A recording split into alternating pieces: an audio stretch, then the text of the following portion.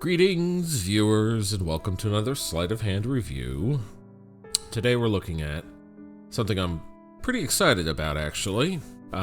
This is an amazing Yamaguchi Revoltech. That's their joint, is basically Revoltech Optimus Prime.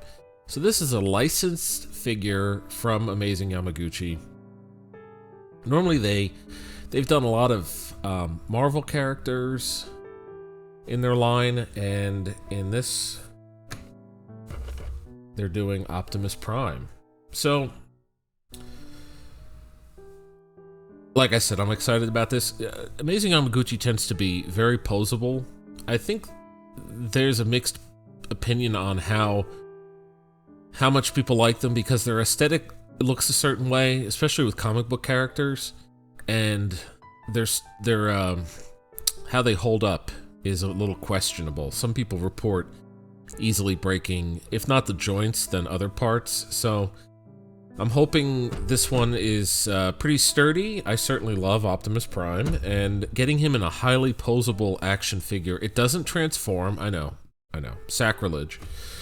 But it doesn't transform, but I first and foremost, I love action figures. You know, I like Transformers more for the characters and the fiction than the transforming gimmick all the time, and here is basically an Optimus Prime action figure. This is kind of what I wanted Red to be. I understand these are imports, and these are more highly engineered and more articulated than you'd see in a typical domestic release. These are also more expensive. The Red figures are cheap. You know, they're not expensive, and still, the Red figures really let me down in terms of their build quality compared to Hasbro's other $20, $25 action figures. But anyway, the box has a nice big window in the front. You see Optimus in there. You see his Energon axe. You see his blaster. He has a bunch of hands behind there. A lot of some pictures of the figure, some branding artwork here, trade dress, whatever you want to call it. Yep, figure complex, Amazing Yamaguchi, Kyoto. There's so many names associated with this. Let's see, Optimus Prime is back. I like Amazing Yamaguchi's packaging because they tend to put a little extra effort into it, and they do things like this. You see pictures of the character, their figure posed. You see these blurbs, which don't always make sense. Using his ability to transform into a combat vehicle, Optimus possessed a firepower potential that none but Megatron could match. I like that, except for the fact that he doesn't turn into a combat vehicle. He turns into a semi. He turns into a truck. You know, he doesn't have any integrated armor. He doesn't have any integrated weaponry. So, what is a combat vehicle? What is a flat-nosed semi-tractor trailer truck? A combat vehicle. But anyway, on the side here you see something. I can't read what's in the background there, but the Decepticons must know this too. I don't know. So, I don't know what that exactly says. But yeah, so let's get it open. Let's take a look at Optimus inside. I'm looking forward to posing him up and having some fun with this guy. Alright, and here's Optimus Prime out of the box, and all his accessories, including a display stand. Now, a lot of these import figures include a display stand. I'm a little questionable about how good this will clamp up here, but Mafex gives you these stands, Figma gives you stands, Bandai sells theirs separately. They tend to not include their stands, but that's that. There's accessories, and there's a backdrop. Now, normally I don't do backdrops because I have shelves, and a backdrop doesn't always work well with shelves, depending on your layout, but this one I probably will use in a square shelf because I like it. It's comic book art. If it's not original art, it's taken from like the old Marvel comics, but it might be original. These look like I don't know, they're calling back to that style at least. But yeah, you could see Megatron, Starscream, you got Cybertron in the background there, you got Optimus, Ironhide, there's a Laserbeak over there. Pretty cool. I actually like this, so I'll probably use this, unlike I do with most backdrops. But let's get a really quick look at Optimus's loadout here, and he has his Energon axe, orange plastic, translucent, and then this is probably paint, like an airbrush. It's opaque. That looks really nice. I like that. And it's got a big chunky blade on it too. Sometimes I've seen they give him this little tiny axe blade. His blaster, I mean, we've all seen that before. Nice sculpt, just a little tiny bit of paint on it. But wow, his hands. These are like hammer punch hands. He puts both his hands together and he gives Megatron a sock right in the face. Two outstretched splayed finger hands. He's got 2 trigger finger hands. He's got this holding hand, this palm open hand for probably resting the rifle in, but you could hold anything really. And he's got a pointing finger. So not a bad bit of kit. He's also got the 2 fist hands on him in the box. So he's pretty well outfitted. I like the hand options. That's always something I like to see in action figures, because the hands are very expressive. The face, the eyebrows, and your hands are some of the biggest, biggest points of expression you can get, other than your overall body language and posing. So, yeah, let's take a look at his articulation real quick. This is where this figure will shine. There's definitely a double hinge there in the neck. It's probably a ball and a ball, like a double ball peg, but he's got a neck piece. Goes down into the neck so he can get way up. And he can get over and look down too, which I like. He can go side to side. He can, of course, swivel. And even with the side to side, he can get a bit of a tilt there too. Very expressive, and he goes front to back too. Arms. This is great. So his arms go up like that. He'll actually clunk himself in the head with his own thing, but you can see the joint just goes up and lets him get all the way out. Obviously, all the way around. There's a butterfly joint in there that lets him come that far forward. That's great. Reach in front of him, and that goes back too. And that's kind of a thing with Optimus Primes because of his transformation. Generally, you could always get it going back, but not always forward, so he can get an arm in front of him more than he normally would be able to without that. Bicep swivel. He's got a double jointed elbow. Look at that. That is glorious, and it's clean. There's sculpted detail in there. It does separate a bit when you pull it all the way down, but you can close that up and fix that. This shoulder pad moves around as well. Kind of get out of the way of however you might be bending the arm. His wrists are like a ball peg, and it feels like might be something else going on in there as well, like a double ball peg. So there's movement at the actual hand connection, and there's movement deeper inside the wrist. And obviously you get a swivel. So for his torso, he can bend over, he can ab crunch. Look at the depth on that ab crunch. Move this out of the way here. And it looks good from behind. Bit of gapping, but you can see how that just covers down, and he can arc back a little bit, but he definitely has the swivel at the waist and that good crunch. Shoulder, the skirt pieces can move up and out of the way, and they are on a very small ball peg in there. Just be careful. These side skirts too. But you can see he can go all the way out. So he will get the Johnny Cage, no problem. Oh yeah, easy. I mean, he'll go all the way down. That's nice. His legs will kick a far bit forward. Yeah, they'll come up a good way. They'll probably come up a little further. I'd be worried about this skirt piece. But combined with the crunch, I mean, it'll look like he can basically get all the way over on it at his waist. That's nice. The butt piece, the butt plate is static. That's not going anywhere. Thigh rotation. It's hidden too behind the skirt piece when that's down too. That's nice. There's no cut. There's no unsightly cut.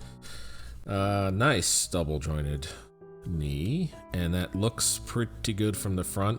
Not great, you know, it's not marvelous, but it's at least got a piece in there to kind of show you that, yeah, his knee goes a little further than, it doesn't just break up completely. And his feet. His feet are on ball pegs, so you can see you'll get a good rocker on that. And you get a toe joint forward. But you'll also get a little bit of the foot forward. And I think if you manipulate it a bit, you can get the foot going back. Yeah.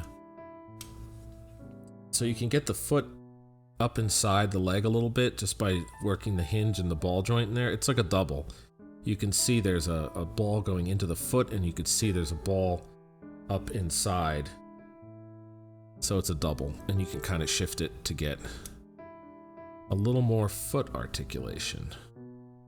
These are pretty stiff, but I don't mind that so much because a good sturdy foot will stay planted, and your entire figure relies on that, so not bad. I don't think I missed anything. He is very well articulated, and unlike some other Revoltech joint or Amazing Yamaguchi figures, there's not a lot of exposure of the Revoltech joints. I don't think there's very many Revoltech joints in here to begin with. Theirs is kind of a certain design of joint, and I don't think they're using many of them, or maybe any of them, in here. So you have a very clean looking, most things cover down, and you don't see the joints, you don't see too much separation. So this guy will look fantastic in almost any pose you put him in. We'll do some of that in a bit. I'll show those during final thoughts. I'm excited to pose him up, so. Let's talk size comparisons. So here we go with a G2 laser Optimus Prime. And the RED Robot Enhanced Design Optimus Prime. I like that figure. Most of the red figures aren't so they're kind of like not so great, but the Optimus Prime, the Megatron, the Soundwave they did, the G1 versions, were all pretty good. Not too much wrong with them. So here he is next to a Marvel Legends Sleepwalker from the recent Multiverse of Madness wave.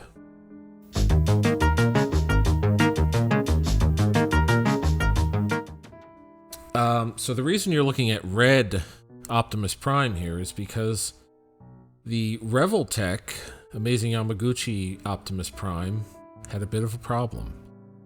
And it's something I was keeping an eye out for because I had seen Jobby's review of the same figure, and I knew that the skirt pieces, the ball joint, and the stem from the ball joint going into the actual skirt piece was not very sturdy. And yet, even with all the care I took, it broke. His right skirt piece, or left as you would have been looking at it, so over here, if this were Revo Optimus, it's not, it's RED Optimus Prime. That broke. I really wanted to like this figure. I do like it on a lot of levels, but if something breaks in your hand, is it worth it? And the answer tends to be no. So we'll see what happens. But yeah, I'll cut in here with my usual size comparisons and not size. I'll cut in here with my usual turnaround on the turntable and some final thoughts depending on how the fix works. I'll probably go and do another review in the meantime. And here we are with final thoughts. What a wild ride this has been. I very nearly wanted to give this figure my touch rating, where I go gloves off and actually, touch him. But I couldn't because of the skirt piece that broke. I was very careful with this figure, and yet it still broke. And looking at the other skirt piece, the connection is so minimal. It's dangerous. This is a piece that's meant to move. It's meant to flex, it's designed to, and yet it is just so perilous to do. I was able to fix it by doing something I've had to do before with something that was basically a ball peg or a ball socket. I had to drill out the existing socket. I couldn't get the ball in there out. I just drilled it out with a Dremel, got it all out of there. It actually widened the hole a little bit, but that's okay because I was able to use the head of a pin. That's the types of pins that have a round ball head on them. And I was able to get enough of a cavity in there where that would pop in as basically a ball peg or a ball socket connection. And then I had a metal pin sticking out. So that is something I could trim back to just be a rod, and I could attach that to the skirt piece.